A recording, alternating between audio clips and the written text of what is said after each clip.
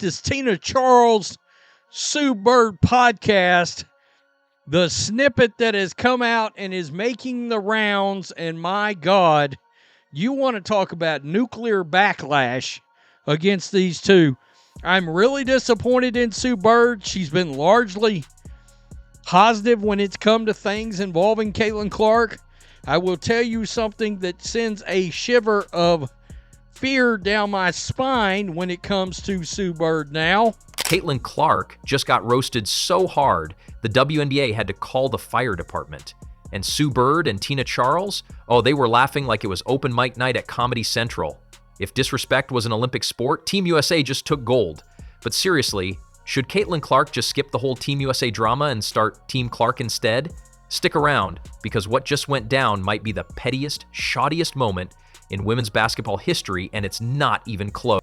I'm really curious your thoughts just on this whole conversation about the physicality of the league. Coming in 2010, coming in now, do you think it's that much different? Has it changed? I think it's softer.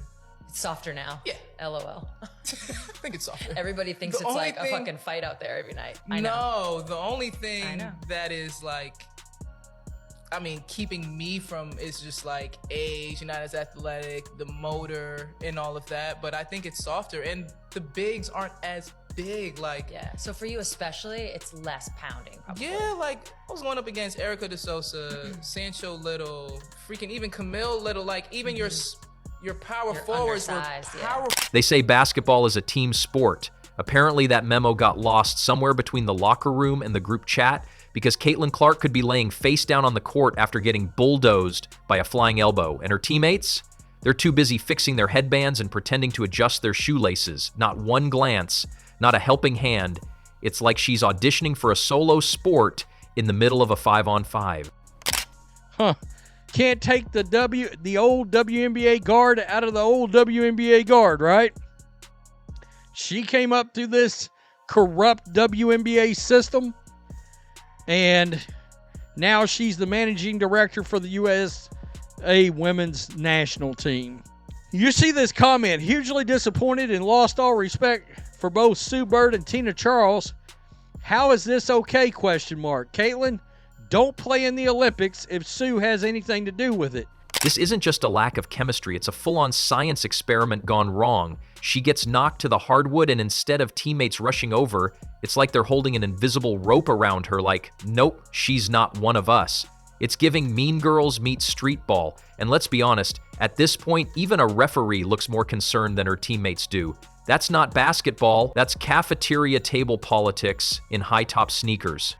And now we have the newest one. We have Sue Bird. Yes, Sue Bird, the 5-time Olympian gold medalist, the 4-time WNBA champion, Sue Bird. I've seen this girl praise Caitlin Clark. I've seen this girl throw shade at Caitlin Clark. But this one kind of takes the cake. See, here's my thing about it. I don't like Cheryl Swoop because the way she talks about Caitlin Clark, she has no problem lying on these podcasts and whatnot. However, you don't got to guess, does she like Caitlin Clark? She don't like her, and that's just what it is. I can respect that. I know Angel Reese does not like Caitlin Clark. I can respect the fact that she don't big her up. At least you're standing on it. Don't be fake. Don't lie, but don't be fake either. Don't smile on her face and stab her in the back.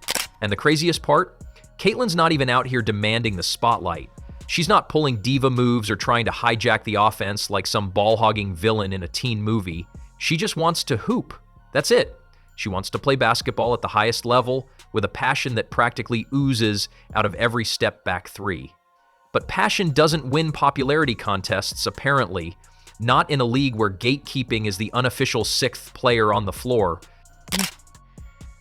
This is what we're beginning to see after the injuries, after seeing what it is Stephanie White has done to the Iowa phenom, the young lady known as Caitlin Clark. You're starting to get even more disrespect from the WNBA players, and now from somebody that has actually supported her in the past and talked her up in the past. I'm talking about former NBA player Jeff Teague. What makes this even sadder is the blatant grudge energy. You can practically feel the tension when she touches the ball. Teammates standing around like traffic cones while she tries to create magic from mid-court. Nobody's setting screens, nobody's cutting. It's a live-action freeze tag, and she's the only one moving. And when she scores, silence, not even a high five.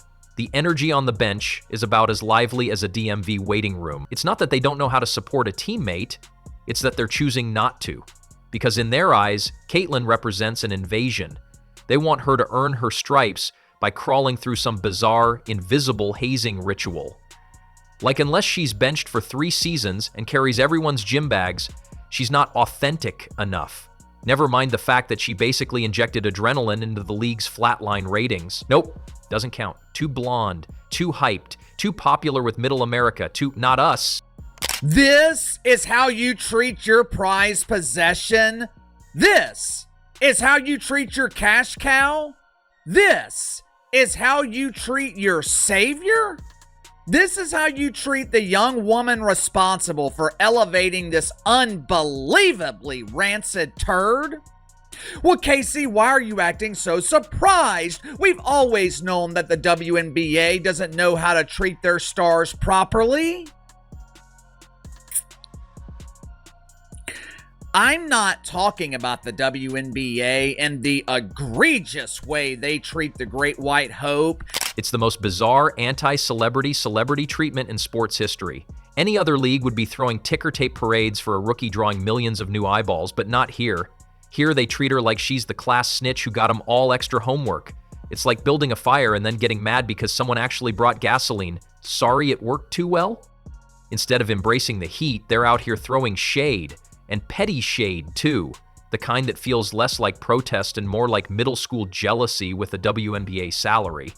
No one's vibing on the court. No one's hyped after a big shot. It's like she's playing in an empty gym, except the gym is full and everyone's just pretending she doesn't exist. But no, even that seems off the table. It's like everyone is tiptoeing around some invisible "Do Not Support Clark" pact signed in invisible ink behind closed doors. What happened to professionalism or just like basic human decency? I think the simple fact is we can fairly say that Caitlin Clark is like Donald Trump, right? The same way they have the Donald Trump syndrome. I think these individuals have Caitlin Clark syndrome. Let's not forget when Teague said Caitlin Clark wouldn't score a point on Bronny James. Yeah, Bronny James, right? The dude with more NIL money than minutes played in the game, that guy. Look, I get it. It's always trendy to throw out the man versus woman basketball debate for clout. But stop it. Just say you're mad she's the face of the WNBA and move on. Because if we're being real, Clark would be raining threes before Bronny even set his stance because his defense is trash. This isn't hazing anymore. This is sports sabotage with a side of ego. And meanwhile, Clark's just out here trying to run an offense while simultaneously dodging elbows, shade, and silent treatments. That's not a rookie season. That's a psychological experiment with a scoreboard. It's genuinely bizarre watching a generational talent be punished for being a generational talent. Every assist she dishes is met with apathy. Every hard foul she takes is a test of endurance with zero backup. If someone yells in her face, you half expect her own teammates to hand the opponent a megaphone. The isolation isn't subtle, it's broadcast in HD. And don't even bring up Team USA. That's a whole other level of pettiness. Like, imagine being so good they leave you off the roster just so they don't have to deal with a media frenzy. She's not just snubbed, she's being benched by vibes. Apparently, popularity is now a disqualifier. Who knew? Meanwhile, other players get called up because they deserve it, which in this case seems to mean was here longer, even if nobody noticed. So, the newest person we have is Sue Bird. Okay, she is interviewing Tina Charles. Yes, Tina Charles from the Connecticut Sun, the same Tina Charles who was standing in a semicircle when Clark was on the ground after Marina Mabrey hit her. It was her, Marina Mabrey, and it was also Sheldon. They were all basically ganging up, even though Natasha Howard was right there and did nothing, even though a lot of people did nothing. Let's just keep all the way real. Shout to Lexi Hall. At least she interfered and was screaming on Sheldon. They clearly... Clark could drop 40 points while blindfolded, and they'd still say she hasn't earned it yet. Earned what exactly? Their approval? Their group chat invite? The right to stand under the same spotlight without ducking from side eyes? And it's painfully obvious that none of this is about her actual play. It's about power, about territory, about this unspoken rule that the WNBA belongs to a certain crowd and everyone else is just renting space. And Caitlyn? She didn't just move in. She redecorated, rewired the lights, and brought her own fans. That's what burns them the most. She didn't beg to be accepted. She just showed up and started hooping like her life depended on it. And in the process, they're turning what should have been a golden era into a petty turf war. The saddest part is, Clark's still out there smiling, passing, hustling, because she still loves this game more than she hates the treatment. But if the league keeps trying to freeze her out, she just might take her spotlight and build her own stage. Caitlin Clark finished 9th in player voting. In fact, she finished behind one of her own teammates in player voting for the All-Star game. The pettiness has no bounds. But it's interesting, for years, the WNBA players were pointing fingers. They were saying people are sexist, the media is sexist, we're not being promoted, we're underappreciated. And then they get the golden goose and they don't like what it looks like. Iowa girl, Indiana girl. Well, who knows, and I've said this for years, when the wave hits, ride it. You don't know what it looks like. And if that happens, don't act surprised. Don't pretend it came out of nowhere. This isn't some random fallout. This is a slow, magic betrayal that's been unfolding in plain sight. And every game where she gets decked and left on the floor like a grocery store spill, that's just another receipt. Caitlin Clark doesn't need protection, but basic respect. That'd be nice. Until then, she's out there hooping solo like it's a one-woman Broadway show while the rest of the cast mumbles in the background, wondering why no one's clapping for them. That's what it really boils down to. The W had a group chat, you know her name's getting dragged daily. And not in a let's build her up kind of way. More like digital darts with emojis. The message is crystal clear. She's not one of them. She's the problem, the virus in their perfect little ecosystem of mediocrity. And now they've collectively decided that the only solution is to push her out. Tina Charles and Sue Bird were having a conversation on Sue Bird's podcast earlier this week, and a clip has surfaced across the internet as they were discussing when Orange is the New Black prison players, Connecticut Sun played against the Indiana Fever, America's team, earlier this season. Okay, now if you all remember, there was a huge scuffle that game. That was when the infamous Nubian White Queen got the revenge and put America on notice. Put America on notice that you're not going to just come and bully white Jesus.